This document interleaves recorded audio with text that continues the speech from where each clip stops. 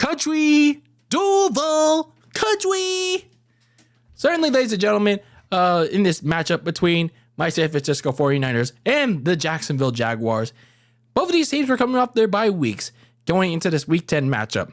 And it can be said that one of those teams benefited from the bye week, while the other one looked all elite in the land of, well, Tony Khan, the circus land of Tony Khan. So, in this matchup, both these teams were going to opposite directions, going in at least. One team, me and my 49ers, were riding the wave of a 3-game losing streak, while the other one, and the Jacksonville Jaguars, were riding the hot hand of a 5-game winning streak coming into their bye week and looking to continue that, hoping for a 6-game winning streak, while the Niners were trying to snap out of that funk, snap out of that skid of that 3-game losing streak. And this was kind of an important game for the 49ers to have because, well, they lost this game looking at 5-4 and looking at the Seahawks that were on their butt cheeks in the NFC West, and of course the other teams in that playoff hunt. You didn't want to be lost in the shuffle per se. So that being said, very important game for the San Francisco 49ers.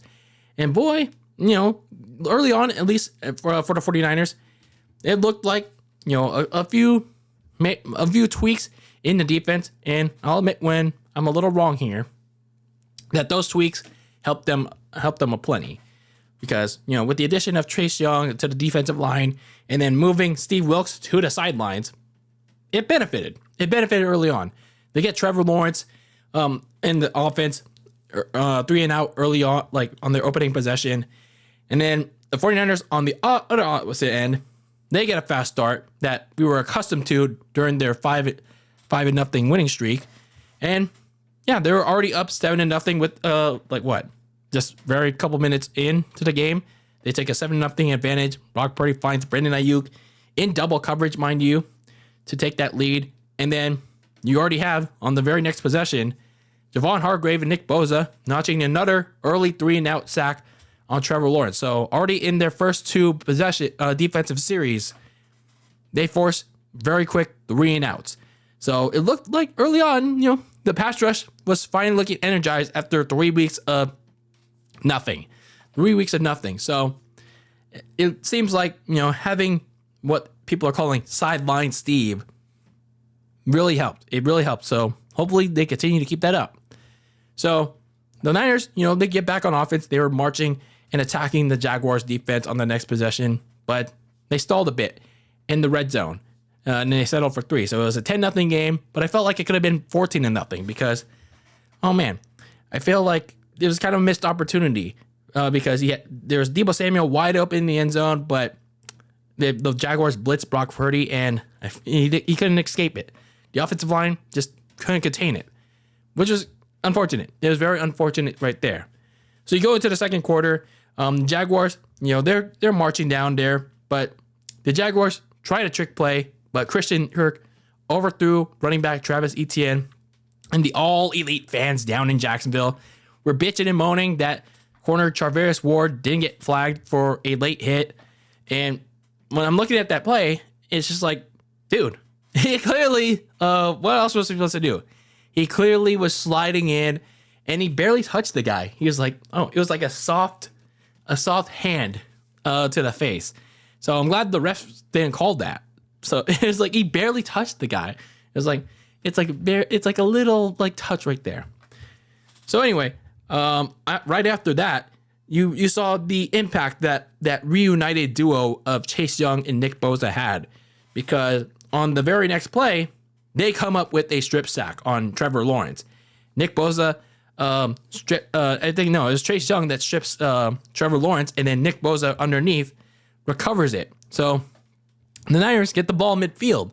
Unfortunately, this is one of those situations that I'm going to talk about where they don't really come away with anything because the offense wastes that golden opportunity because they stall with the Trent Williams holding call, and then the offensive line was pretty much being jack crap in protection. So they came away empty on that.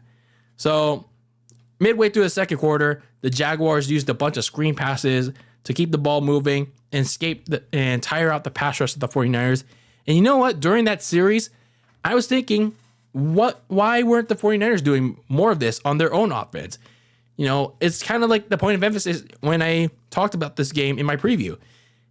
Like, it's not a bad thing to go for the check down every once in a while. Try to utilize some of those quicker passes to get Brock Purdy out of those dangerous situations, because, you know, your offensive line is jack crap.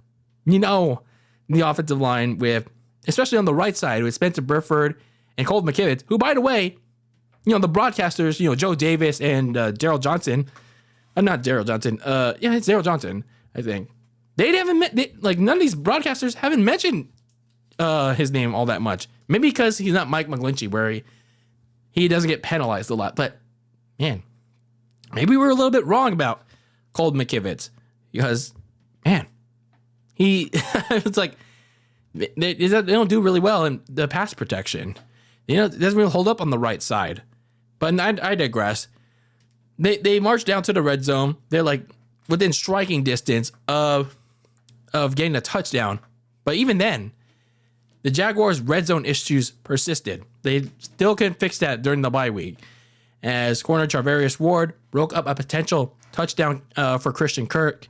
And then now they had to settle for 3. So they still couldn't figure out how to crack the red zone and try to tie the game.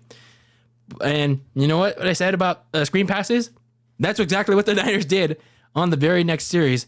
And, you know, they try to implement Christian McCaffrey, get those runs in, and then mix in the screen pass too. Here we go. Like some kind of you know, I'm not trying to brag or anything, but nonetheless, just like the Jaguars though, they stall out in the red zone too, because, you know, the offensive line is pretty much crappy.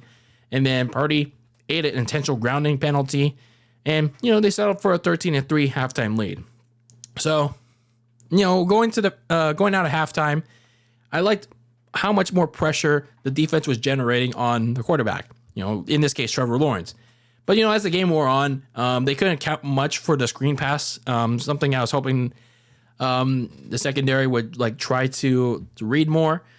Offensively, though, they got off to a hot start, but the protection in the offensive line broke down since then, and which led to the entire offense stalling out. So, yeah, I was hoping, you know, at least we saw a little bit of that towards the end of the first half. I was hoping that Brock Purdy and Kyle Shanahan would try to implement some quicker check down, quicker screen passes, rather than always going for the home run kill all the time. I mean, sure, like I said, it's nice that we have a quarterback that can do that now rather than the other one.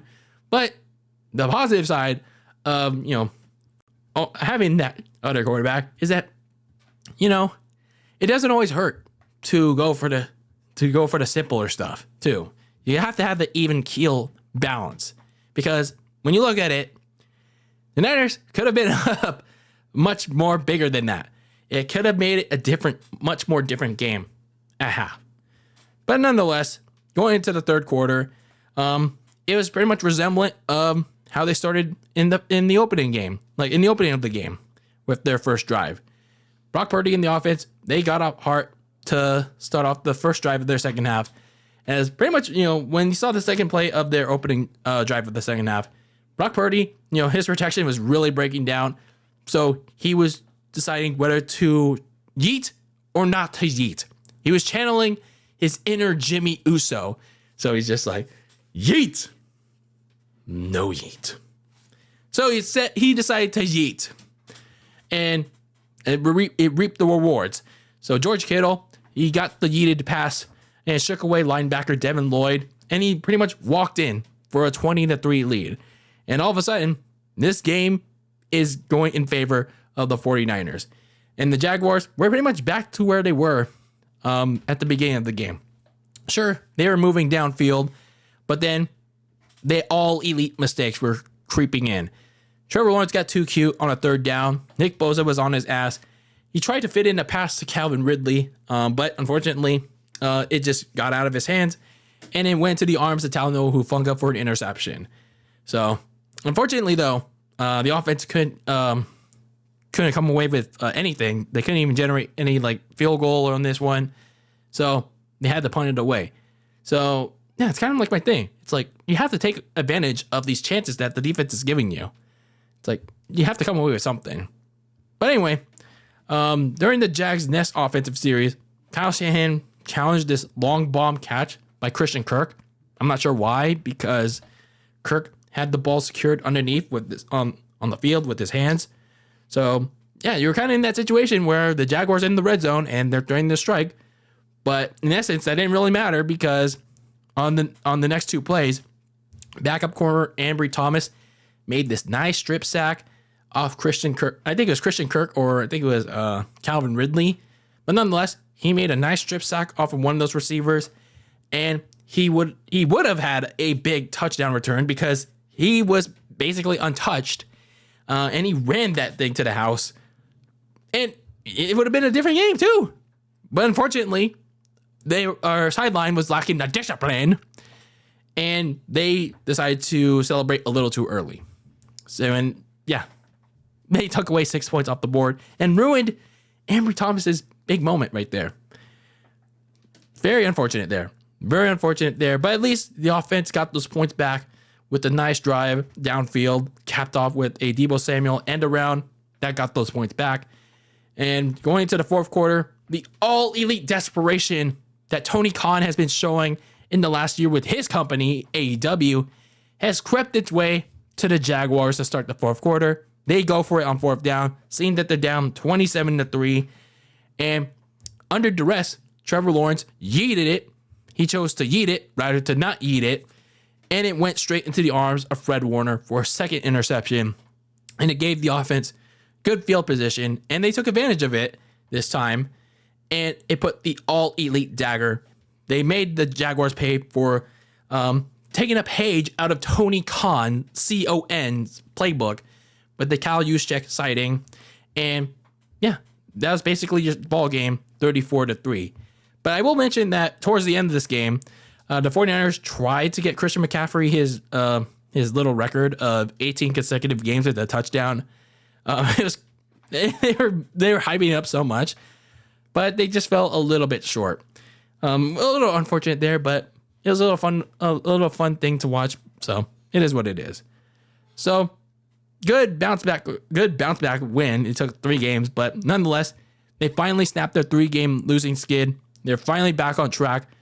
Bye week certainly helped them. Now they're almost relatively healthy. I think they're missing a couple more players, but nonetheless, they look back. The bye week definitely helped them. The return of Trent Williams, Deebo Samuel helped Brock Purdy, and yeah, the defense once again finally looks inspired. Again, the secondary, they had some shaky plays. They gave up a couple of big plays downfield, but they didn't break in the red zone. Mainly because, the Jaguars have had red zone issues all season. And then for at least this week, in the pass rush, Chase Young certainly helped this front four. That trade has benefited them already. And has most certainly helped Nick Bosa especially because, yeah, he kind of needed that partner in crime. And, having already experienced from their Ohio State days, yeah, certainly benefited from them. And then offensively, they look good too, but, hopefully next week, if they have those opportunities after turnovers, they take advantage of them.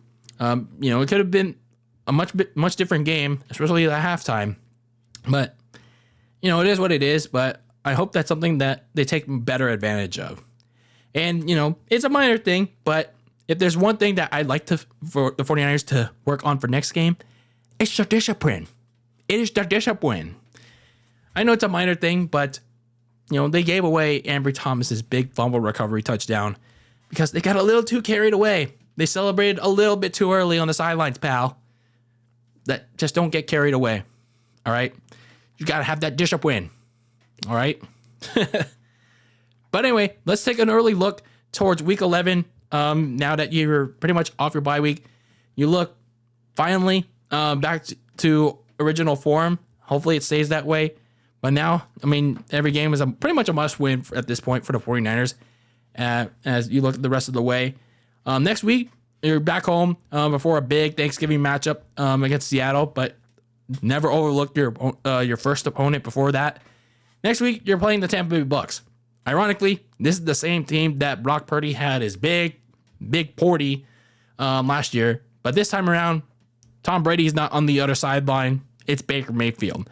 Baker Mayfield had a pretty good day for himself in a 20-6 win over the Titans, but nonetheless, you don't want to overlook this Tampa Bay Bucks team, who is still in contention for the crappy NFC South division. So, yeah, we're going to talk more about that game as we get closer to the end of the week.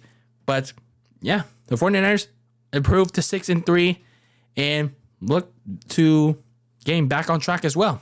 So, we'll see how this game against Tampa plays out. But for now, the 49ers have certainly proved that they are the ones that benefit from the bye week, while the Jaguars are once again the all elite ones in the land of Tony Khan. C-O-N, by the way.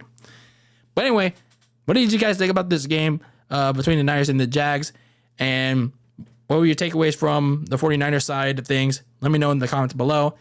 And yeah, the Niners seem to be once again back on track, ladies and gentlemen. That's the major takeaway, at least for me.